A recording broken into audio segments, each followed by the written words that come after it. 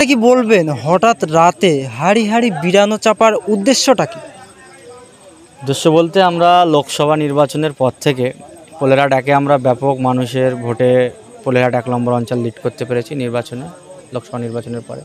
সাথে সাথে পোলেরহাট 1 নম্বর অঞ্চলের একটা কার্যালয় হয়, এখানে বিধায়ক সাহেবের হাত ধরে উদ্বোধন হয়েছিল, কিন্তু বৃষ্টি বর্ষার জন্যে আমরা করতে পারছিলাম না। আজকে তাই এই পার্টি অফিসকে উদ্বোধনকে কেন্দ্র করে এবং সাথে সাথে আজকে ঐক্যত্ব ভেবে পোলেরহাট 1 নম্বর অঞ্চলের সমস্ত কর্মীদেরকে নিয়ে আজকে একটা খাওয়া দাওয়ার অনুষ্ঠান।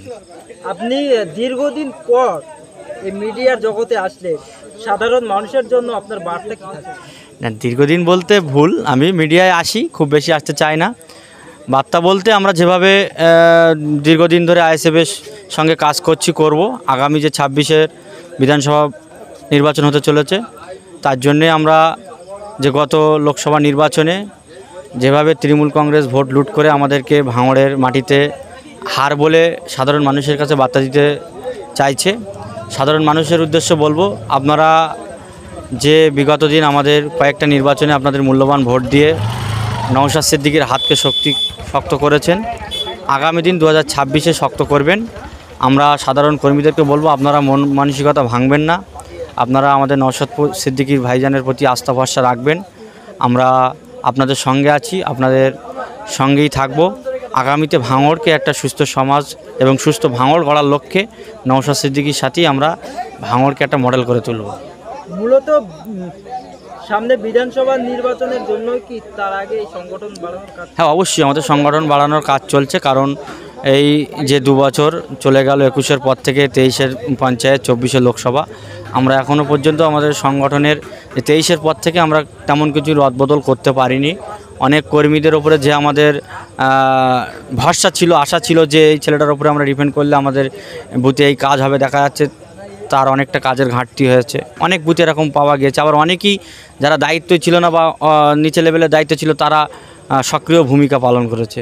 আমরা এই 1 বছরে 25 সাল পর্যন্ত আমরা এই 24-এর কয়েক মাস আছে, আর 25 সালে এই বাকি কয়েকটা মাসে আমরা সাংগঠনিক রদবদল এবং পার্টি সংগঠন ঢেলে সাজানো হবে, যাতে করে 26-এর লড়াইটা একদম বুক চিতিয়ে শক্তপোক্ত ছেলের দ্বারা যেন বুথ স্তরের নেতৃত্ব যারা দিতে পারে, যারা মাটি কেন্দ্রে পড়ে থাকবে, কর্মীদের সঙ্গে ভালো সম্পর্ক রাখবে, সাধারণ মানুষের সঙ্গে যাদের যোগাযোগ থাকে, সেরকম নেতৃত্ব আমরা 26-এর আগে প্রত্যেকটা বুথে বুথে তৈরি করে ফেলব। বিধানসভা নির্বাচনে সাধারণ মানুষের ভরসা ফেরাতে পারবেন? কারণ যেভাবে আইএসএফ দল থেকে তৃণমূল কংগ্রেসে যোগ দিচ্ছে, আর যারা গিয়েছে তারাই গিয়েছে, তাদের সঙ্গে কোনো জনগণ যায়নি। যারা ভোটে জিতে যারা কয়েকজন মেম্বার চলে গিয়েছে, দেখা যাচ্ছে একটা বুথে 700 কি 800 ভোট আছে, কিন্তু সেই সময় ভাইজানের সিম্বলে দাঁড়ানোর জন্য ভাইজানের কথা তুলে তিনি ভোটে দাঁড়িয়েছিল, দেখা গেছে সেই বুথে তিনি 600 650 ভোট পেয়েছে, তৃণমূল কংগ্রেস ভোট পেয়েছে 150। তাহলে সেই 650-700 মানুষকে তিনি নিয়ে যেতে পারেনি। তিনি ব্যক্তিগতভাবে তিনি তৃণমূল কংগ্রেসে চলে গিয়েছেন, তানার কারণ এই দলে থেকে তিনি এলাকার কাজ করতে পারছেন না, নানান অভিযোগ করছেন। মূলত তানার পকেট ভরছে না, বা তানার যে চিন্তা ভাবনা ছিল আইএসএফ থেকে তিনি যেভাবে লুটে পুটে খাবে, সেই সমস্ত কাজ না করার জন্যে তানারাই চলে যাচ্ছে। আদৌ কোনো আইএসএফের ভোটার বা সমর্থক তারা যাচ্ছে না। যারা মাথা লিডার হয়েছিল তারা তাদের দর তুলে নিয়ে তারা ওই দলে গিয়ে বিক্রি হয়েছে। আজিগর কাণ্ডে কালকে নবান্ন বেরো হবে, আপনাদের কি ভূমিকা থাকবে সেখানে? না, আমাদের কোনো ভূমিকা থাকবে না। আমরা আমাদের দক্ষিণ 24 পরগনা জেলা কমিটির ডাকে নওশাদ সিদ্দিকী ভাইজানের উপস্থিতিতে আগামীকাল আপনার বারাইপুর একটা কর্মসূচি আছে আজিগর কাণ্ডে, বিকাল 4টেয় বারাইপুর পদ্মপুকুর থেকে আপনার ডিএম অফিস পর্যন্ত একটা পদসভা আছে, সেখানে নওশাদ ভাই থাকবে, আমাদের কর্মীরা সকলে ওখানেই আসবে, এই জেলার কর্মীরা।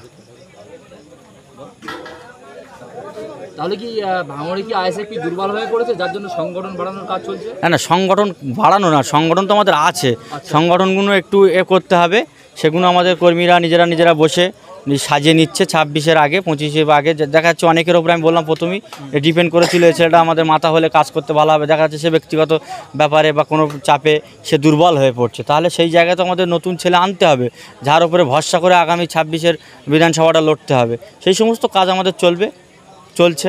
তো 2026-এ কি মনে করছেন, তৃণমূলের পক্ষ থেকে এখানে বিধায়ক শওকত সাহেবকে একটা ক্যান্ডিডেট করা হবে, তো সেই জায়গায় দাঁড়িয়ে কি আইএসএফ এখানে জিততে পারবে?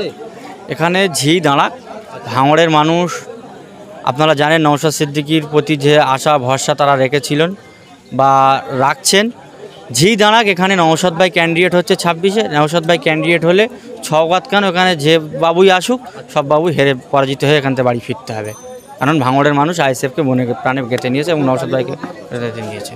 এই যে রাতে এত আয়োজন, একটা মোটা অঙ্কের টাকা দরকার, সেই টাকাটা কি কোনো নেতারা দিয়ে? না না, নেতা বলা ভুল, আমাদের সব কর্মীরা নিজেদের প্রচেষ্টায় সবাই কিছু কিছু করে দিয়ে এই খাওয়া দাওয়ার মূলত অনুষ্ঠান। এখানে কোনো তোলা বা কোনো প্রভাবশালী টাকা নিয়ে কোনো খাওয়া দাওয়ার ব্যবস্থা হয় না আমাদের আইএসএফের পার্টি থেকে।